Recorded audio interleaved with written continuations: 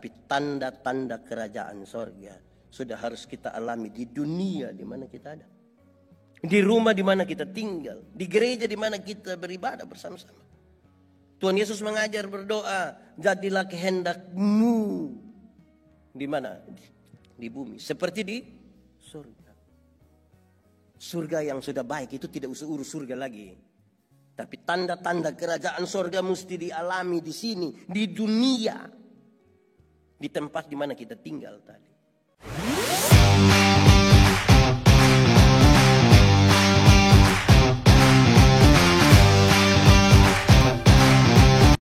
Mari kita berdoa. Ya Tuhan Allah, kami mohon kepadamu. Kuatkanlah dan teguhkanlah iman kami. Supaya waktu ini ketika kami belajar firman Tuhan, biarlah ini menjadi waktu yang paling baik bagi kami. Tuhan, jauhkan penggoda pencobaan. Biarlah di dalam damai-Mu kami belajar firman Tuhan. Kami rindu pada firman-Mu. Berfirmanlah bagi kami Tuhan, di dalam nama Yesus firman yang hidup itu kami berdoa. Amin. Bapak Ibu Saudara-saudara, pembacaan Alkitab untuk kita hari ini terambil dari surat pertama Korintus pasal 9 ayat 15 sampai ayat yang ke-27. Firman Tuhan berkata demikian. Namun aku tidak pernah menggunakan satupun dari hak-hak itu. Aku tidak menulis semuanya ini supaya aku pun diperlakukan demikian. Sebab lebih baik aku mati daripada berbuat seperti itu. Sungguh kemegahanku tidak dapat ditiadakan siapapun juga. Jika aku memberitakan Injil, aku tidak mempunyai alasan untuk memegahkan diri. Sebab hal itu merupakan keharusan bagiku. Celakalah aku jika aku tidak memberitakan Injil. Andai kata aku melakukan menurut kehendakku sendiri, memang aku berhak menerima upah. Namun karena aku melakukannya bukan menurut kehendakku sendiri, pemberitaan itu adalah tugas penyelenggaraan yang dipercayakan kepadaku. Jika demikian, apakah upahku? Upahku ialah bahwa aku boleh memberitakan Injil tanpa upah, dan bahwa aku tidak menggunakan hakku sebagai pemberita Injil. Sungguh pun aku berhak terhadap semua orang. Aku menjadikan diriku hamba dari semua orang, supaya aku dapat memenangkan sebanyak mungkin orang. Demikian juga orang Yahudi. Demikianlah bagi orang Yahudi, aku menjadi seperti orang Yahudi, supaya aku memenangkan orang-orang Yahudi. Bagi orang-orang yang hidup di bawah hukum Taurat, aku menjadi seperti orang yang hidup di bawah hukum Taurat, sekalipun aku sendiri tidak hidup di bawah hukum Taurat, supaya aku dapat memenangkan mereka yang hidup di bawah hukum Taurat. Bagi orang-orang yang tidak hidup di bawah hukum Taurat, aku menjadi seperti orang yang tidak hidup di bawah hukum Taurat, sekalipun aku tidak hidup di luar hukum Allah, karena aku hidup di bawah hukum Kristus, supaya aku dapat memenangkan mereka yang tidak hidup di bawah hukum Taurat. Bagi orang-orang lemah, aku menjadi orang lemah, supaya aku dapat memenangkan mereka yang lemah. Bagi semua orang, aku telah menjadi segala-galanya, supaya aku sedapat mungkin menyelamatkan sebagian dari mereka. Semuanya ini aku lakukan karena Injil, supaya aku mendapat bagian di dalamnya. Tidak tahukah kamu bahwa dalam gelanggang pertandingan semua peserta turut berlari, tetapi hanya satu orang saja yang mendapat hadiah? Karena itu larilah sedemikian rupa sehingga kamu memperolehnya. Tiap-tiap orang yang turut mengambil bagian dalam pertandingan menguasai dirinya dalam segala hal. Mereka berbuat demikian untuk memperoleh mahkota yang fana, tetapi kita untuk memperoleh mahkota yang abadi. Sebab itu aku tidak berlari yang memukul angin, namun aku melatih tubuhku dan menguasainya, supaya sesudah memerintahkan Injil kepada orang lain, jangan aku sendiri ditolak. Demikian firman Tuhan. Berbahagialah setiap orang yang membaca, merenungkan, dan memeliharanya dalam kehidupan sehari-hari. Bapak Ibu Saudara-saudara, shalom. Sekali lagi shalom. Tema kita hari ini adalah memberitakan Injil yang mengubah kehidupan. Memberitakan Injil yang mengubah kehidupan. Diharapkan setelah mendengarkan pemberitaan firman hari ini, kita menjadi pemberita Injil, mengubah kehidupan, mengubah kita, juga mengubah orang yang mendapatkan pemberitaan Injil dari kita. Untuk itu saudara-saudara, di bagian pertama saya ajak kita untuk merenungkan apa arti Injil. Di bagian pertama saya ajak kita semua merenungkan apa sih sesungguhnya arti dari Injil. Injil itu berita pembebasan. Sekali lagi, Injil itu berita pembebasan. Supaya orang-orang yang mendengar berita Injil, itu mereka bergairah lagi untuk mensiasati hidup ini selanjutnya, bahkan setelah mati pun mereka memperoleh hidup yang kekal. Jadi Injil itu pembebasan. Kenapa saya mulai dari ini, saudara-saudara? Ada banyak orang, ada beberapa gereja suka kasih takut orang.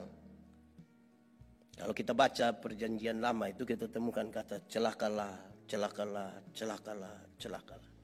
Tapi waktu dengar berita bahwa Yesus lahir, Yesus mulai melayani, Yesus mati, Yesus dikuburkan, bangkit, naik ke sorga, Roh Kudus dicurahkan, kita tidak temukan celakalah, kita temukan jangan takut, jangan takut, jangan takut.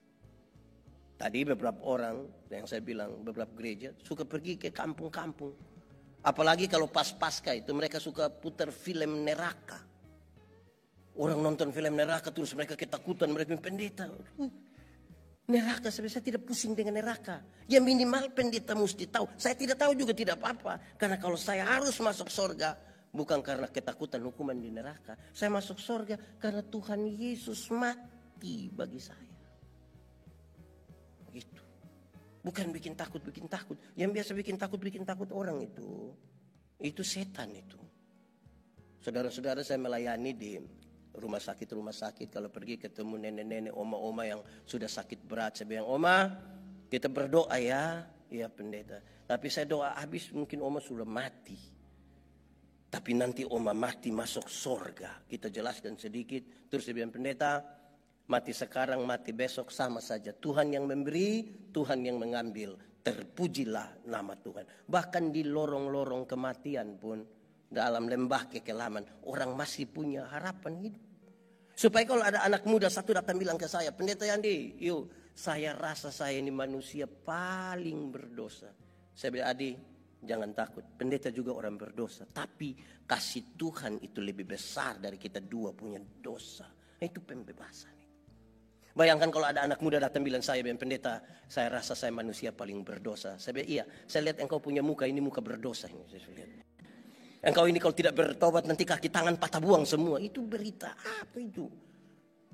Injil itu pembebasan supaya yang takut itu kemudian mereka. Saya biasa bilang begitu. Saya tanya ibu-ibu kasih makan anak kecil umur 2 tahun itu gampang atau susah ya?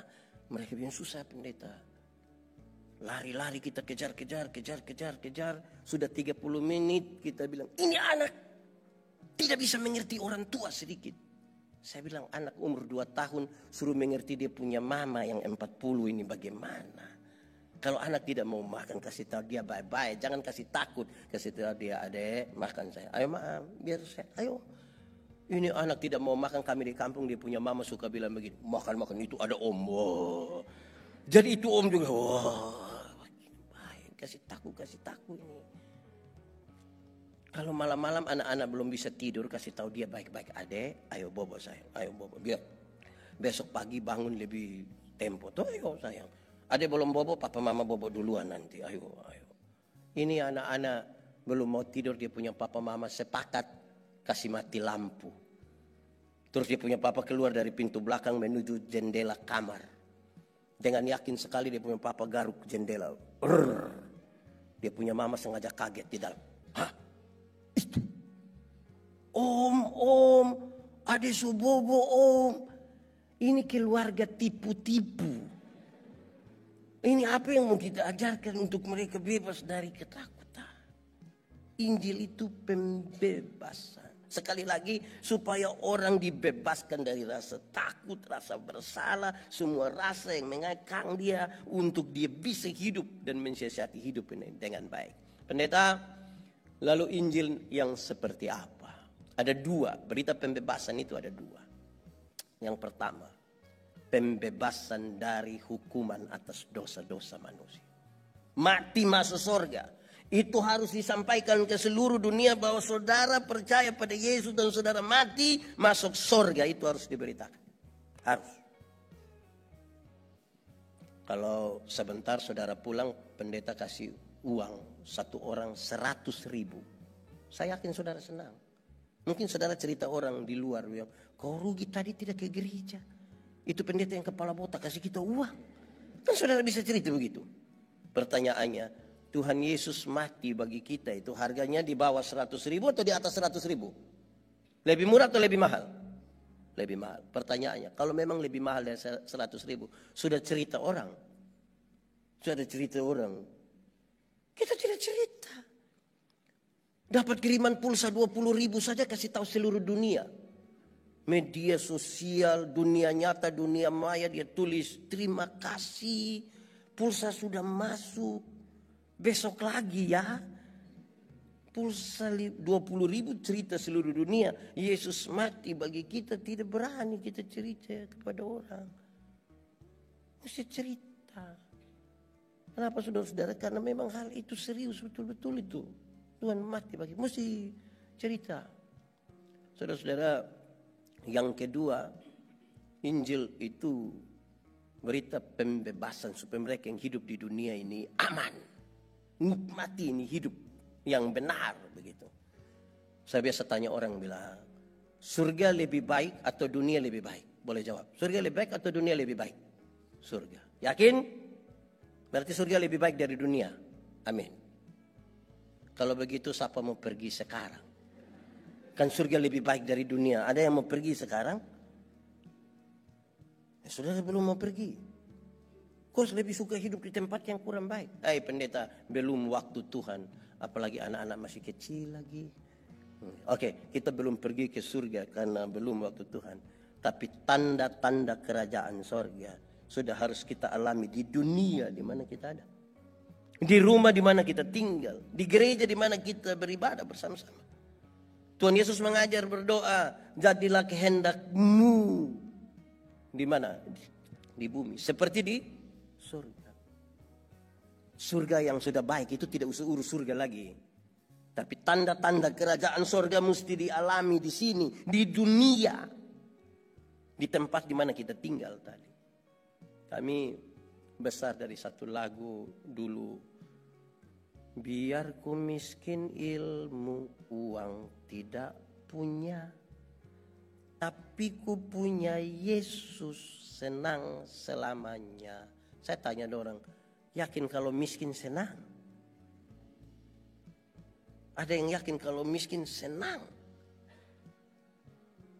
Tuhan kita itu kaya. Kalau dia punya anak-anak miskin kemungkinan besar karena malas.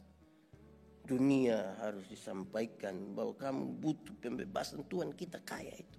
Dia punya anak mesti kaya. Dan seterusnya dan seterusnya. Dari dua ini.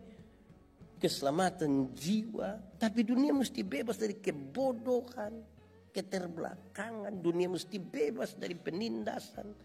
Segala hal yang tidak aman itu harus disampaikan dan diatur begitu rupa supaya dunia tempat kita tinggal, kan kita belum pergi ke surga toh, kita bisa hidup baik-baik di dunia. Nah, lalu kita membaca bagian pembacaan ini. Bagian pembacaan ini menarik karena Paulus kemudian dari refleksi pengalaman pelayanannya, pengalaman perjumpaannya dengan Yesus, dia ingin menyampaikan sesuatu yang menarik kepada kita. Yang pertama dia ingin sampaikan bahwa pekabaran Injil, menyampaikan kabar baik, berita pembebasan itu sebuah hak istimewa, sebuah hak istimewa yang Tuhan kasih buat dia. Karena ini hak istimewa, dia harus melakukannya dengan baik. Dia tidak layak sesungguhnya, tapi diberikan hak ini. Bagian pertama ini baik untuk refleksi kita, saudara, karena Masih banyak orang pekabaran Injil itu dilihat sebagai kewajiban. Jadi kalau dijalankan itu dijalankan asal-asal saja. Atau untuk beberapa orang memang orang tidak peduli dengan pekabaran Injil. Beberapa orang merasa pekabaran Injil itu kan tugas pendeta, tugas penatua, diaken, guru-guru sekolah minggu. Kami jemaat ini biar kami ikut gereja saja, hari Minggu kami datang pulang. Nanti kalau dukungan dana kasih tahu kami dukung-dukung. Jangan. Tugas pekabaran itu hak bagi semua orang. Kenapa saudara-saudara? Karena pada satu waktu Tuhan Yesus kasih tinggal euforia, ribuan orang yang baru Tuhan Yesus kasih makan secara gratis.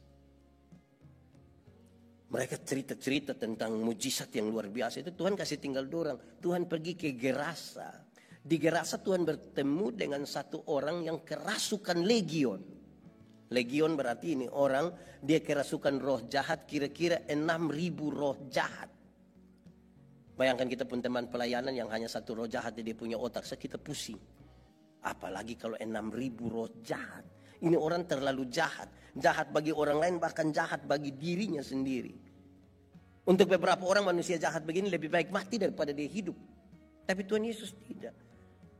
Dia pergi berjumpa dengan orang itu. Waktu dia turun dari perahu, mereka bilang begini, roh-roh jahat itu bilang begini, Yesus anak Allah yang hidup, apa urusanmu dengan kami? Rupa-rupanya ini roh jahat juga mengenal nama Yesus. Saya bayangkan jadi kalau orang Kristen hanya baru saja mengenal nama Yesus, dia belum lebih hebat dari roh jahat. Kan roh jahat juga kenal nama Yesus. Injil Markus mencatat, di daerah itu ada penjaga-penjaga babi, sementara jaga babi kira-kira 2.000 ekor. Roh-roh jahat ini meminta sekarang, biarkan kami pergi ke babi-babi itu. Tuhan Yesus membiarkan dan roh-roh jahat itu masuk ke babi-babi itu dan matilah 2.000 ekor babi. Para penjaga babi ini kehilangan pekerjaan. Mereka kasih tahu orang di kampung datang usir Tuhan Yesus. Apakah memang Tuhan Yesus tega membuat orang kehilangan pekerjaan? Jawabannya tidak. Bahkan tidak sama sekali. Lantas kenapa Tuhan biarkan ada 2.000 ekor babi mati dan orang-orang itu kehilangan pekerjaan? Jawabannya saudara-saudara, sama-sama kita tahu bahwa dalam struktur budaya Yahudi, babi itu haram. Orang Yahudi tidak makan daging babi. Tapi yang haram ini dorang pelihara 2.000 ekor. Sementara ada satu jiwa yang binasa, hampir binasa, dorang biarkan. Itu yang Tuhan Yesus tidak mau. Alangkah lebih baiknya ada 2.000 ekor babi mati daripada ada satu jiwa binasa. Coba sekarang kita kalikan coba. Kalau babi satu ekor 4 juta. Kalau 2.000 ekor, 2.000 kali 4 juta. Banyak itu.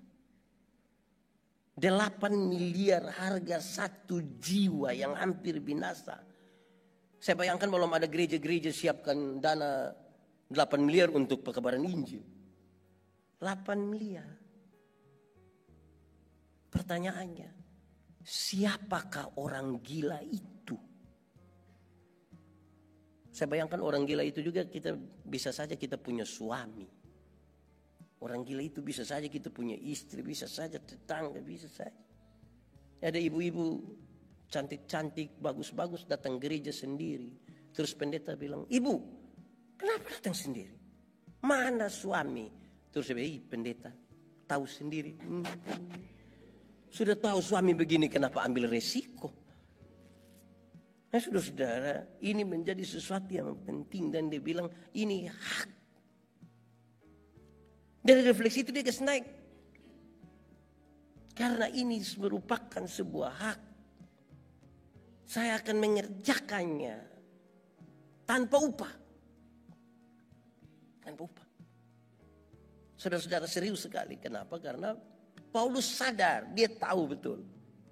Hamba-hamba Tuhan, rasul-rasul, bahkan dia sendiri, apalagi waktu dia di penjara, dia dikasih makan oleh jemaat-jemaat.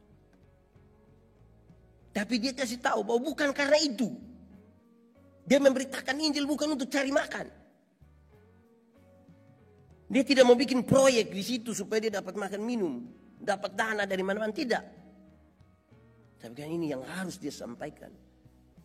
sebagai bagian perjumpaan dia dengan Tuhan, dan dia diselamatkan. Itu tidak cukup bagi dia. Dan dia bilang tidak bisa ada satu orang pun bisa menahan. Dia harus melakukan itu dengan rendah hati. Dia tidak boleh bermegah untuk itu. Walaupun dia sadar bahwa kalau sampai dia dikasih makan, kalau sampai dia dikasih uang, itu hak. Tapi dia tidak mau pergunakan itu.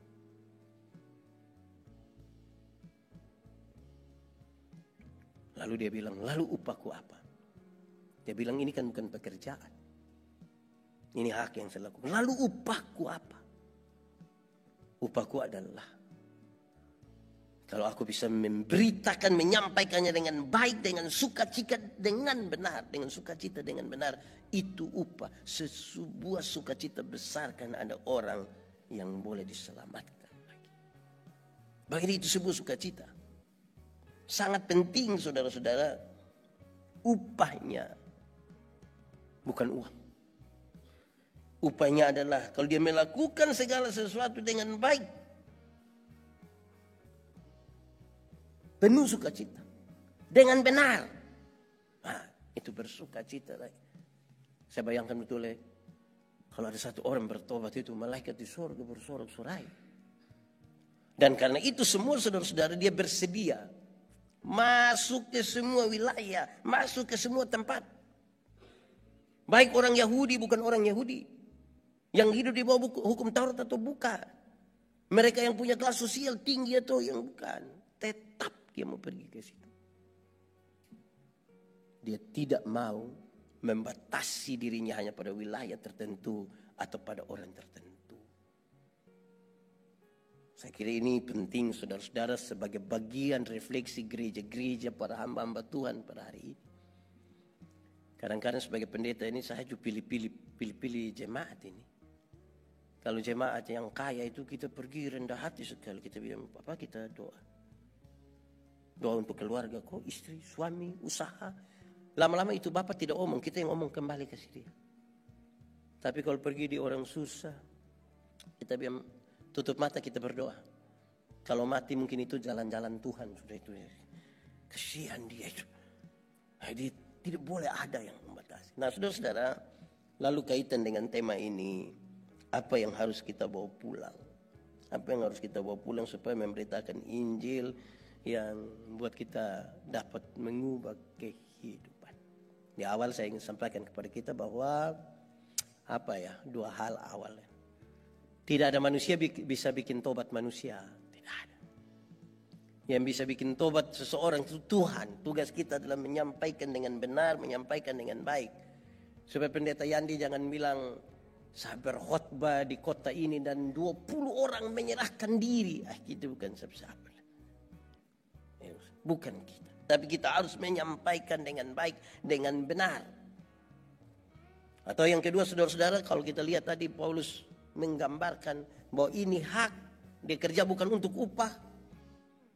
Terus dia harus melakukan di semua tempat. Kebahagiaannya itu adalah sukacita. Upahnya itu sukacita kan dia menyampaikan dengan benar tepat. Dalam bahasa yang paling ringan saya ingin sampaikan bahwa Paulus ingin mengatakan Tuhan pakai dia. Tuhan pakai dia. Bukan dia pakai Tuhan. Karena banyak juga orang yang pakai kembali Tuhan. Bukan Tuhan pakai dia. Saudara-saudara, kalau kita menyanyi ada satu lagu itu pendeta yang menyanyi dengan jemaat yang menyanyi agak beda-beda sedikit. Kerja buat Tuhan terlalu manis. Kalau pendeta yang lanjutkan dia akan bilang, biar pikul salib terlalu manis. Kalau jemaat bukan biar pikul salib, biar tanpa gaji terlalu. Pas ada pendeta begitu dia kasih kuat, biar tanpa gaji. Baru lihat-lihat lagi di kita lagi. Aduh. Nah, yang kita mau bawa pulang untuk pelayanan ini apa? Satu. Hidup itu sebuah pertandingan. Pertandingan itu ada pertarungan di situ. Apalagi zaman makin berubah. Perubahan hari ini kita belum siap, perubahan berikutnya sudah datang. Kalau kita tidak bertarung pasti kalah. Pasti kalah. Paulus menggambarkan bahwa bertarunglah begitu rupa. Karena ini persaingan serius. Yang menarik saudara-saudara dalam konteks kita di Indonesia sekarang, apalagi di kota-kota. Orang tidak sementara bertarung untuk mendapatkan jiwa-jiwa yang tadi yang berharga itu. Pertandingan kita, pertarungan kita adalah pertarungan pindah-pindah jemaat. Yang dari gereja sana datang pengaruh jemaat di sini, pindah gereja di sana. Jemaat di sini tersinggung sedikit dengan pelayanan di sini, dia pindah ke sana. Pindah lagi. Kita tidak sibuk dengan upaya pekabaran Injil, kita sibuk dengan membesarkan organisasi. Pertengkaran di antara denominasi itu sangat kuat, sudah tidak lagi di bawah salib Kristus yang menyelamatkan, membebaskan, tapi sudah pada doktrin-doktrin. Saya tidak ingin mengatakan bahwa tentang doktrin tidak penting, bukan. Tapi kita habis waktu pada pertengkaran sementara jiwa-jiwa itu kita biarkan mereka binasa. Seolah-olah sebuah gereja yang hebat itu kalau jemaatnya sampai ribuan. Hasil pindah-pindah tadi itu. Dengan persembahan-persembahan yang banyak sekali, fasilitas-fasilitas pelayanan yang memadai. Pertandingan tidak ada di situ. Dan pertandingan itu sangat berkaitan dengan bagaimana orang menjangkau, berlalilah begitu rupa menurut Paulus. Supaya kamu dapat mahkota itu. Kalau pelari biasa mendapat mahkota yang fana, kita mendapat mahkota yang... Saya ingat ada lagu-lagu rohani yang tua dulu bilang, engkau cari intankah untuk mahkota Yesus. Intan itu yang mana? Jiwa-jiwa yang tersesat itu yang kita mau bawa datang pada Tuhan. Kedua, dalam kaitan dengan itu saudara-saudara, kata kunci supaya bisa bertarung dengan baik adalah disiplin. Disiplin. Yang mengingatkan kita pada tindakan terus-menerus dalam kepatuhan.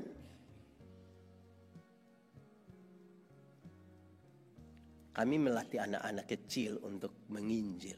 Mereka kami suruh masuk. Ketuk saja orang punya rumah satu-satu. Ada yang usir mereka kecil, anak datang berangkat. Separuh masih dengar. Anak-anak kecil separuh menangis. Mereka tidak mau lagi. Tapi separuh merasa bahwa ya ada tantangan untuk kita berlatih lagi. Bagaimana memulai sebuah pekabaran Injil. Tidak ada yang mulus dalam upaya pekabaran Injil. Tidak ada yang mulus. Tapi harus dilakukan. Kadang-kadang orang tidak melakukan tapi takut pada bayangan. Aduh, kita omong terus kemudian orang tersinggung. Nah, kita tidak memulai. Saya punya 2 pengalaman menginjil yang saya suka cerita di mana-mana. Ada banyak kali kita menginjil, tapi 2 ini menarik. Yang pertama, saya pulang pelayanan malam dari Atambua ke Kupang. Pulang dari Atambua ke Kupang naik bis. Bis malam itu kendaraan lari terlalu kencang. Saya duduk sama-sama dengan satu laki-laki di sebelah kami. Dia usia mungkin kurang lebih sama. Terus saya lihat dia juga tidak bisa tidur kan, dia takut-takut begitu. Saya bilang begini, Bu itu panggilan untuk semacam kakak laki-laki lah. Kita panggil, Bu, kira-kira kalau ini otot tabalik dan kita mati, Bu yakin masuk surga kok tidak? Dia bilang sembarang saja. Dia marah saya. Nah, saya tahu bahwa dia bermasalah juga. Saya bilang, Bu, saya juga dulu begitu. Takut. Mati masuk surga kok tidak? Tapi waktu kita tahu Tuhan Yesus lahir untuk kita, mati untuk kita, bangkit untuk kita, naik ke surga untuk kita. Sekarang saya yakin mati dimanapun, kapanpun, dengan apapun, saya yakin pasti masuk surga. Bagaimana engkau bisa yakin begini? Kita manusia ini berdosa semua. Di hadapan manusia kita bisa tahan, kelihatan kita baik sekali. Tapi pikiran, perasaan penuh dengan dosa. Banyak orang Kristen hidup dalam pencitraan sekali, kelihatan baik. Terus bayangkan kalau setiap dosa hukumannya maut. Tapi bersyukur Tuhan Yesus mati bagi kita. Dia bilang kakak bisa berdoa buat saya. Saya doakan dia. Kira-kira begitu. Satu saat saya pulang pelayanan dari ini kedua ini. Dari Kaineno, satu wilayah di Amanuban Timur. Saudara jangan cari di Google, susah dapat juga. Saya pulang menuju ke Soe, kira-kira 6:30 malam. Nah itu daerah perbatasan yang ada perampok-perampok. Ya. Saya pulang begini, rupa-rupanya ada satu nona, dia tunggu orang di Oenlasi, itu ibu kota kecamatan. Dia juga mau pulang ke Soe, tapi kan dia takut sendiri bawa motor. Dia tunggu orang. Terus dia dengar ada bunyi motor menuju dia, dan itu saya. Pas sampai di punya depan begitu, dia lompat ke tengah jalan, terus dia gape begini. Kak, saya dalam hati. Kak, ini siang makanya dia bilang, ini malam makanya dia bilang, Kak. Kalau siang, pasti dia bilang Om. Tapi sudahlah, manfaatkan malam itu kan. Pas dia bilang, Kak, saya bilang, iya dek. Biar berimbang sedikit. Pekabaran Injil ini mulai dari persahabatan. Tidak bisa dengan menyalahkan. Bersahabat dulu. Dia bilang, kakak mau ke Soe? Iya. Boleh kita sama-sama? Saya bilang, kenapa tidak? Maka kita dua sama-sama naik motor. Tapi dia naik motor sendiri, saya sendiri. Dia agak tengah, saya di kiri. 3 kilometer kemudian ada orang bawa motor lari kencang. Serempet dia dari belakang, dia kaget sekali. Ini orang sudah lari jauh sampai sana. Saya tahu bahwa dia marah. Saya bilang dia, non, kira-kira itu orang kalau celaka mati masuk surga kok tidak? Dia bilang macam begitu, itu tidak masuk, yang itu tidak masuk. Terus saya bilang begini, tapi kalau nona yang celaka kok mati masuk surga kok tidak? Dia bilang, tidak tahu ini. Bayangkan kita klaim semua orang tidak masuk, tapi kita sendiri tidak punya keyakinan iman masuk ini. Saya bilang, non, kakak juga dulu begitu. Kakak takut. Mati mau kemana? Tapi waktu kakak tahu Tuhan Yesus lahir buat kakak, mati untuk kakak. Bangkit naik ke surga untuk kakak. Sekarang kakak yakin. Mati dimanapun, kapanpun, dengan cara apapun. Yakin pasti masuk surga. Tapi kakak bisa yakin bagaimana? Kita orang berdosa. Upah dosa itu apa? Maut. Mau dosa kecil begini, mau banyak, maut semua. Untung baik Tuhan berkorban bagi kita. Betul juga. Kakak bisa berdoa buat saya? Saya bilang oke. Kami dua berdoa di atas motor sambil jalan. Tapi kami dua tidak tutup mata. Berani kami dua tutup mata. Selesai sudah kami. Saya hanya ingin mengungkapkan bahwa kadang-kadang kita ini takut untuk menyampaikan sesuatu karena kita tidak punya keyakinan sendiri dan tidak punya keberanian. Ingat sekali lagi, tidak ada orang bisa bikin tobat manusia. Hanya Tuhan. Tapi mari kita minta kekuatan Tuhan untuk kita bisa memulai sesuatu. Jiwa ini. Tuhan datang, dia tidak tanya ada berapa gereja kita bangun. Dia tanya ada berapa jiwa kita ada mau datang. Ada yang melayani karena target. Saya ingat satu saat saya dari satu daerah di Kalimantan mau terbang ke Surabaya. Di bandara datang satu orang, kami dua berkenalan. Terus kami cerita-cerita, dia bilang begini, pendeta, setelah istri saya meninggal itu baru saya kenal Tuhan, saya kenal pekabaran Injil, dan puji Tuhan baru 1 tahun kurang lebih ini sudah 300 sekian orang dia bawa datang kepada Yesus. 300. Saya bilang ini orang punya pelayanan memang luar biasa. 1 tahun 300 ini. Terus dia kasih keluar ada buku kecil 1. Ada 2 dari dalam tas. Dia sorong kasih saya. Dia pas sorong begini, minta tolong ada orang di samping kami bilang, tolong foto saya dulu dengan pendeta. Saya bilang sabar, jangan foto dulu. Jangan sampai waktu Pak sorong kasih saya ini buku, foto terus Pak pikir Pak dapat 1 jiwa. Aduh, kalau setiap kali kita kasih buku dapat 1 jiwa, lebih cetak berapa ribu bagi-bagi saja, bagi dengan nasi bungkus. Belum lagi sebentar penjelasan kau tahu kau tidak. Yang terima itu buku, itu pendeta. Nah kalau melayani untuk pekabaran Injil dan target macam begini tidak bisa. Berdoa baik-baik, Tuhan yang buka jalan, Tuhan kasih kesempatan, Tuhan kasih kekuatan. Karena tidak ada manusia bisa bikin tobat manusia. Tidak ada. Karena tidak ada itu, maka kita mesti betul-betul melakukan sesuatu karena dan di dalam nama Tuhan Yesus. Itu kedua. Ketiga, memahami tujuan.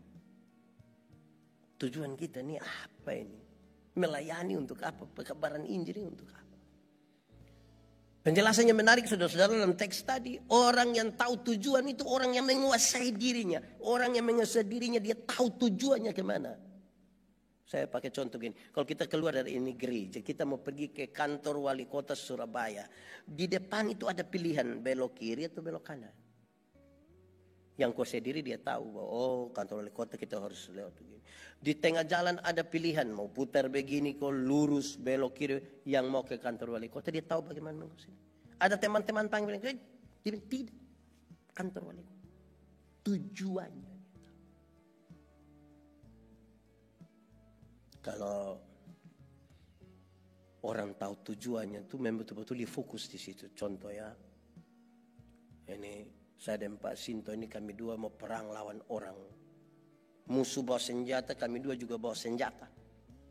Kami merayap dari satu bangku ke bangku yang lain, musuh juga merayap dari sana datang. Tiba-tiba saya injak Pak Sinto punya sepatu. Menurut saudara Pak Sinto marah saya atau tidak? Tidak marah. Karena ada sesuatu lebih penting di depan. Bayangkan saudara kalau kami dua tidak buat apa-apa, hanya duduk-duduk saja begini. Tiba-tiba Pak Sinto muat kaki di sapu sepatu. Baru lagi.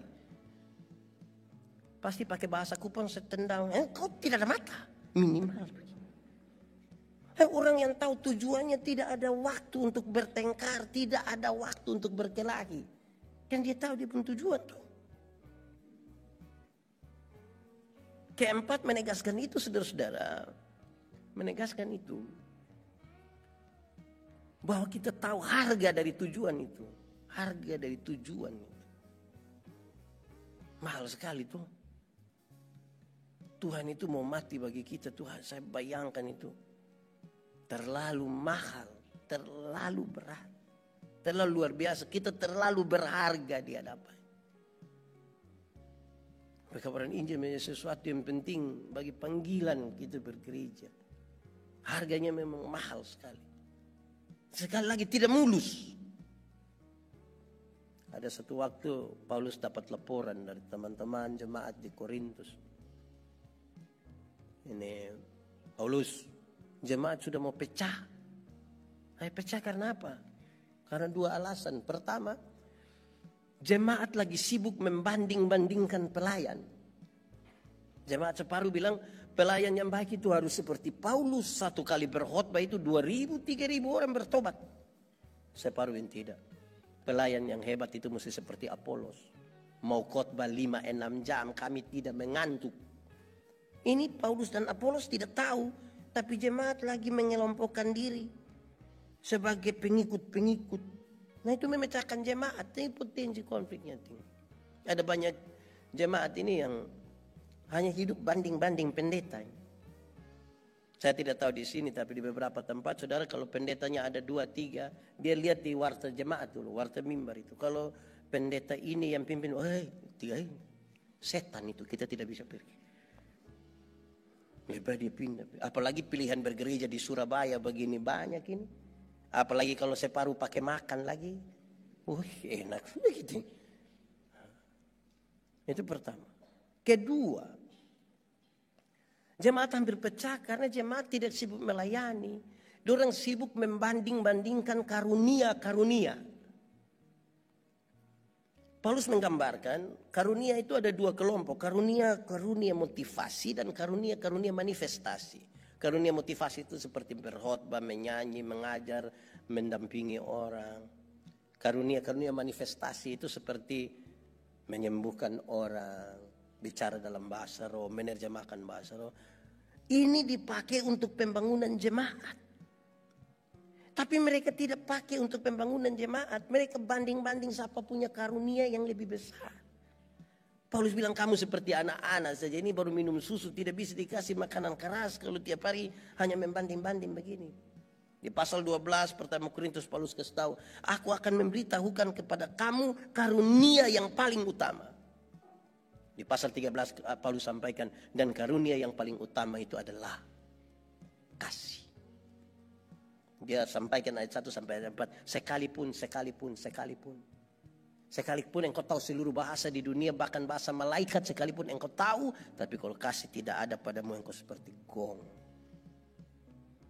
Sekalipun engkau pintar sekali, tahu seluruh ilmu pengetahuan dan rahasia-rahasia, bahkan engkau punya iman yang sempurna dapat memindahkan gunung ke laut, tapi kalau kasih tidak ada, engkau tidak ada gunanya.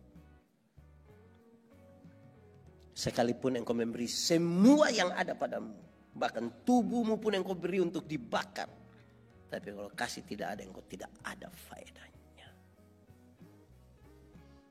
Saya membayangkan saudara-saudara, ternyata mungkin ini ya, mungkin di antara gereja-gereja kita tidak ada kasih, kita sibuk bertengkar, saling menjatuhkan. Iblis itu tahu kalau kita bersatu, iblis kalah. Jadi dia buat kita untuk bertengkar, berkelahi. Dan kelima, di bagian terakhir, saudara, yang perlu kita bawa pulang hari ini, bahwa Injil dan pekabar Injil itu satu paket. Yang menyampaikan Injil dan Injil itu satu paket. Jangan dia pisah sendiri. Saya biasa kasih contoh, ada orang yang kelihatan rohani sekali. Pagi-pagi dia suruh putar lagu rohani, tapi dia tidak ikut menyanyi. Akhirnya tap masuk surga, dia masuk neraka. Mestinya yang putar itu juga ada di dalam, menjadi bagian dari itu. Kalau saudara dan saya dikenal dunia sebagai milik Kristus, maka Tuhan Yesus mesti kelihatan di dalam hidup kita. Supaya ketika orang melihat Kristus yang di dalam kita, dia memuliakan Tuhan Allah. Onesimus, budak yang bekerja di perkebunan milik Filemon, dia tidak tahan kerja, bangun lari, kena tangkap, masuk penjara. Paulus injili dia, terima Yesus. Setelah terima Yesus, habis masa hukuman, Paulus bilang, kau pulang ke Filemon. Dia bilang, saya tidak pulang Bapak. Kenapa? Oh pulang kita kena pukul mati. Tunggu saya tulis surat. Paulus menulis, ingat Filemon, yang pulang ini bukan budak, yang pulang ini orang merdeka. Yang pulang ini saudara kita yang kekasih. Filemon menyambutnya seperti menyambut seorang sahabat. Dorang dua makan sama-sama. Orang-orang heran lihat bagaimana Tuhan menyambut budak seperti menyambut sahabat. Dorang bilang, Tuhan kami mengajarkan kami hal itu. Akhirnya orang-orang yang tidak mengenal Tuhan mau cari tahu Tuhan macam mana yang mengajarkan orang seperti itu. Jadi sikap kita tuh kemudian menjadi sesuatu yang hidup. Surat yang terbuka untuk orang tahu ada Kristus di situ. Tuhan memberkati kita. Mari kita tunduk kepala di hadapan Tuhan. Kita angkat hati kita pada Tuhan. Firman Tuhan berkata, kalau kamu dengar suaranya, jangan keraskan hatimu. Minta Roh Kudus lembutkan setiap hati yang keras. Katakan satu kalimat kepada Tuhan. Kalau ada yang mau mengambil komitmen, silakan. Ya Tuhan Allah, terima kasih untuk firman-Mu. Kami renungkan dalam keterbatasan kami, tapi kami percaya kalau Tuhan di dalam kami dan kami dalam Tuhan, benih-benih firman-Mu bertumbuh dan berbuah dalam hidup kami. Biar firman-Mu jadi pelita bagi kaki kami dan terang bagi jalan kami.